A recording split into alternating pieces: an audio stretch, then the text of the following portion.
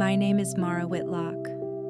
I am 34 years old, and on the night my mother threw me out of my own birthday dinner, she thought she had finally won. She had chosen the dining room herself. White roses, crystal glasses, a mahogany table long enough to make love feel like a business meeting. At the center of my place setting sat a silver pen and a stack of legal papers I had never seen before. My mother smiled like she was giving me a gift. "Sign it, Mara," she said. "Then we can all stop worrying about you." My brother looked down at his plate. My cousins stared into their wine. No one asked what the documents were. No one asked why a birthday dinner needed witnesses. When I refused, my mother stood up, tapped one perfect fingernail against the first page, and said in front of everyone, "Then you are no longer welcome in this family." I looked at the people who shared my last name. Not one of them moved. So I picked up my purse, walked out of the Whitlock estate, and stood in the cold with nothing but my coat, my phone, and the recording app I had accidentally left running. She thought I had nowhere to go. 48 hours later, I bought Ravenmere Island for $87 million. And that was the moment my mother realized she had not thrown away a helpless daughter. She had unlocked the one woman who knew how to follow money better than anyone in the family. Let me back up, because in the Whitlock family, cruelty never looked like cruelty. It looked like tradition. It looked like rules. It looked like my mother, Vivian Whitlock, wearing pearls at breakfast and explaining that certain families survived because someone had the courage to control the weak ones. My father, Conrad Whitlock, died when I was 16 in a boating accident off the coast of Maine. After that, my mother became the keeper of everything. The house, the investments, the family foundation, the stories, especially the stories. The official story was simple. My father had been generous but careless. My mother had been disciplined and practical. My older brother, Julian, was the stable heir. And I was the emotional daughter who needed guidance. That last part followed me everywhere.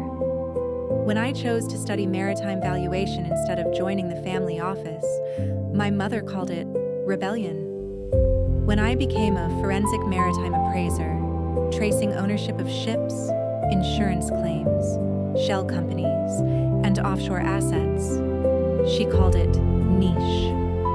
When I started consulting on disputed vessel estates and hidden maritime portfolios, she told people I worked near boats. Near boats. That was how she reduced 11 years of expertise into something small enough for dinner conversation. But I had learned from my father before he died. He used to take me to harbors and tell me that every vessel had two stories. The one painted on its stern, and the one buried in its paperwork. Never trust the name on the side, he told me once.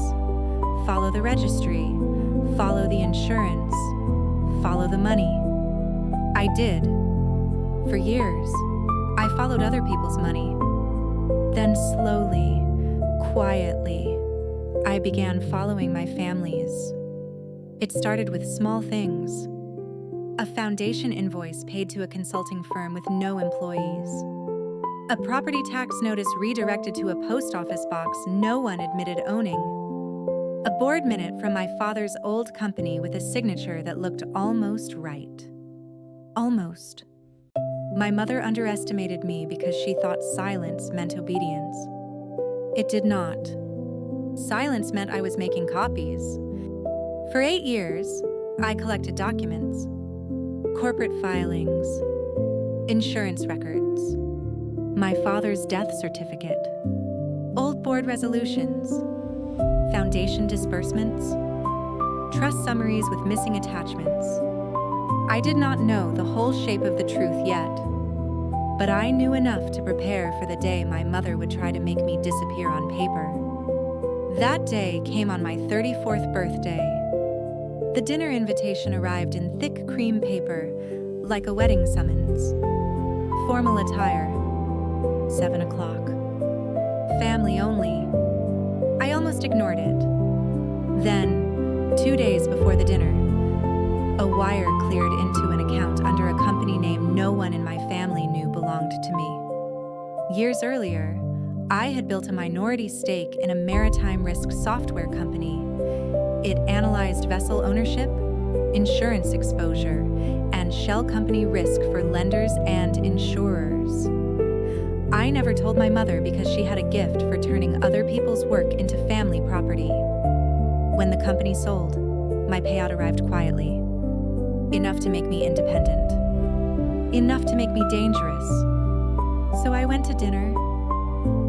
I placed my phone face down beside my plate and forgot that I had opened the voice memo app earlier that afternoon to record notes from a client call. I did not know it was still running.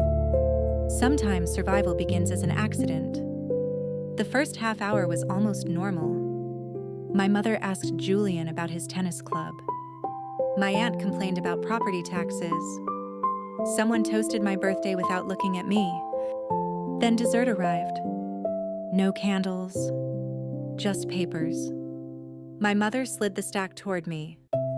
"Your behavior has become concerning," she said. I looked at the first page.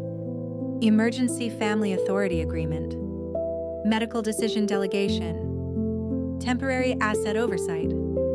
The language was soft. The structure was not.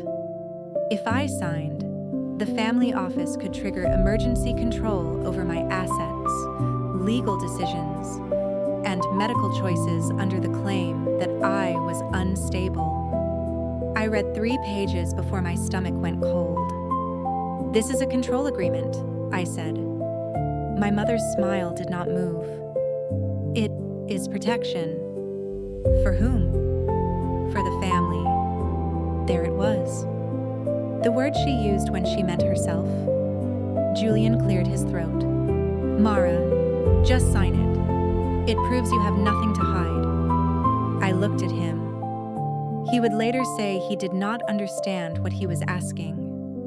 Maybe that was true. But ignorance does not become innocence just because it is convenient.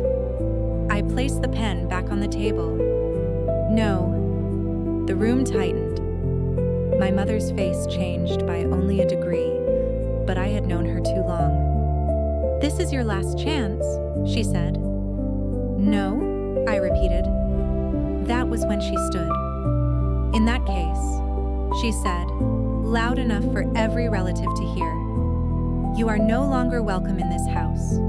You are no longer welcome at family events, and you will not receive support from this family again." She expected tears. Begging. A performance she could call instability. Instead, I folded the napkin beside my plate. "I understand." My mother's eyes narrowed. "You have nowhere to go." I picked up my coat. "I have a car." That was all I gave her. As I stepped into the hall, she said, "You will come back when you realize how expensive pride is." I did not turn around. Outside, the cold hit my face like water. I sat in my car for 9 minutes before I touched the steering wheel. Not because I was broken, because I was becoming very, very still. There is a kind of anger that screams, and there is a kind of anger that becomes arithmetic. Mine became arithmetic. I checked my phone. The recording app was still running. 3 hours and 12 minutes. Every word, every threat, every relative's silence. I saved it in 3 places before I started the engine. Then I drove to a hotel and called Nora Vale, the attorney who had reviewed some of my father's documents in secret. She answered on the second ring. "It happened," I said. Nora was quiet for 1 second. Then she said, "Good. Now we stop waiting." Ravenmere Island had been on the market for years. 87 acres off the coast of Maine. Granite Manor. Private dock. Weather station. 6 guest cottages, a decommissioned lighthouse, underground storage built during the Cold War. Most buyers saw it as a trophy property. I saw jurisdiction, privacy, document storage, a legal address my mother could not enter with a gate code and a family name. The asking price had once been $94 million. The seller needed liquidity. The inspection reports were complicated. The dock needed work. The heating system was temperamental. I made an offer. $87 million. All cash. Close fast. 48 hours after my mother told me I had nowhere to go, I signed the purchase agreement for Ravenmere Island. The news reached her before I called. Of course it did. People like my mother always mistake surveillance for love. She called 26 times in one afternoon. I answered none. That evening, Julian texted, "Mom says you're having a breakdown." I wrote back, "No, I am having an address." The next morning, my mother filed for emergency financial guardianship. Her petition described me as impulsive, unstable, isolated, and vulnerable to exploitation. She cited the island purchase as evidence. She claimed the family office needed temporary control to protect me from myself. Unfortunately for her, she had trained me to respect paper. So I responded with paper. Nora filed my asset verification, mental health evaluation, independent financial capacity report, business sale documentation, Ravenmere due diligence, and the birthday dinner recording. At the first hearing, my mother sat in a navy suit, looking like grief had hired a stylist. Her attorney argued that my purchase was irrational. Nora stood and said, "Your Honor, wealthy people buy islands. That is not a psychiatric diagnosis." The judge did not smile, but the clerk did. Then Nora played 94 seconds of the recording. My mother's voice filled the courtroom. "Sign it, Mara. You have nowhere to go. You are no longer welcome in this family." The room changed. My mother's attorney stopped taking notes. The judge looked at the petition again, slower this time. Guardianship denied. Full evidentiary review ordered. That should have frightened my mother. Instead, it made her reckless. She sent private investigators after me. But I had known about them for years. 8 years of expense entries disguised as security consulting. 8 years of surveillance billed through the family foundation. 8 years of my mother paying strangers to learn who I met, where I banked, and whether I had finally become weak enough to trap. The irony was almost beautiful. The records she created to watch me helped prove she had been afraid of me all along. When I moved into Ravenmere, the island was colder than I expected. Wind hit the granite walls like fists. The sea looked silver and permanent. Elias Grant, the island manager, met me at the dock in a wool coat. He had worked there for the previous owners and looked like a man who had seen enough rich people to be unimpressed by all of them. "People who use homes as cages," he said, carrying one of my boxes. "Hate it when you learn how doors work." I laughed for the first time in days. Then we opened the underground storage. Behind rusted shelving and old storm shutters, we found sealed cabinets that had not appeared in the seller's inventory. Inside were my father's files. Not copies. Originals. Ledger books. Insurance documents. Letters to attorneys. Trust instruments. A handwritten note addressed to me. My hands shook when I saw his signature. "Mara, if you are reading this, then your mother reached farther than I hoped she would. I tried to build you an exit that could not be converted into a leash." I sat on the concrete floor of that storage room and read until the sea went black outside. My father had created an independent trust for me before he died. It was designed to distribute fully when I turned 35. But there was an acceleration clause. If my mother attempted legal control over my person, medical decisions, or finances, the trust would vest immediately. My birthday dinner had not only failed, it had triggered the very protection my father had built. But the files contained more. Board minutes with forged signatures, insurance payments rerouted after my father's death, foundation grants paid to fake consulting companies connected to my mother's friends, charity money laundered through invoices with no services attached, and 2 requests from my mother for access to my father's boating accident file. 2. Not 1. 2. Nora flew to the island the next day. We spent 40 hours building timelines across the dining room table. Elias brought coffee. The wind shook the windows. And piece by piece, my mother's empire stopped looking elegant. It started looking criminal. The final confrontation happened in Boston, in a conference room overlooking the harbor. Present were Nora, 2 forensic accountants, 3 trustees, a representative from the Attorney General's office, and 2 reporters who had already been investigating nonprofit fraud in old money foundations. My mother arrived 10 minutes late. Julian came with her. She looked at me as if I were a stain on the carpet. "This is absurd," she said. I said nothing.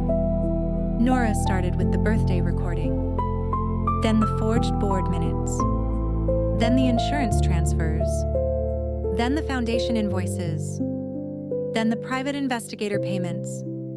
Each exhibit landed on the table with a soft sound. Not dramatic. Final. My mother's face lost color slowly. Julian looked smaller with every page. When Nora reached the trust acceleration clause, my mother finally spoke. Conrad would never have done that. I opened my father's handwritten note. Then you should not mind hearing him explain it. I read aloud. I tried to build you an exit that could not be converted into a leash. For the first time in my adult life, my mother looked afraid of a dead man. Julian whispered, "Mom, what did you do?" She turned on him. "Everything I did was to protect this family." I looked at her then. "No," I said. "Everything you did was to own it." One of the trustees slid a document toward her. Effective immediately, Vivian Whitlock was suspended from all foundation authority pending investigation. The Attorney General's representative asked her to preserve all personal and business records. The reporters kept writing. My mother stared at me with hatred so clean it almost looked like peace. "You think this makes you powerful?" she said. "No," I said. "It makes me free." The criminal charges came months later. Wire fraud, false nonprofit filings, document forgery, misappropriation of charitable funds. My brother accepted a plea agreement for signing documents he claimed not to understand. My mother lost her board seats first, then the Newport house, then the social circle that had mistaken money for morality. People asked if I enjoyed watching it happen. I did not. Enjoyment is too simple a word. What I felt was grief with the windows open, fresh air entering rooms that had been sealed for decades. On my 35th birthday, Ravenmere Island was no longer a hiding place. It became the headquarters of the Whitlock Independence Fund. I used the guest cottages for retreats for women escaping financial abuse. Women whose husbands controlled every account. Women whose parents used inheritance as a leash. Women whose families called them unstable whenever they asked questions about money. We taught them how to copy documents, how to build emergency accounts, how to read trust language, how to leave safely, how to understand that shame is often a tool used by people terrified of evidence. At At the first retreat, a woman asked me why I kept the Whitlock name. I looked out toward the lighthouse. Because I survived under that name long enough to redefine it, I said, I still think about that birthday dinner. The pen, the silver fork beside the papers, my relatives watching in silence as my mother tried to turn my life into an administrative signature. For a long time, I thought their silence was the wound. Now I understand it was also information. Family is not proven by blood, not by last names, not by holiday photographs, not by people clapping politely when a powerful person humiliates you. Family is proven by protection, by truth, by courage when silence would be easier. My mother once told me pride was expensive. She was right. But obedience would have cost me everything. Pride bought me an island. Evidence bought me freedom. And preparation turned the door she slammed in my face into the entrance of a life she could never control again.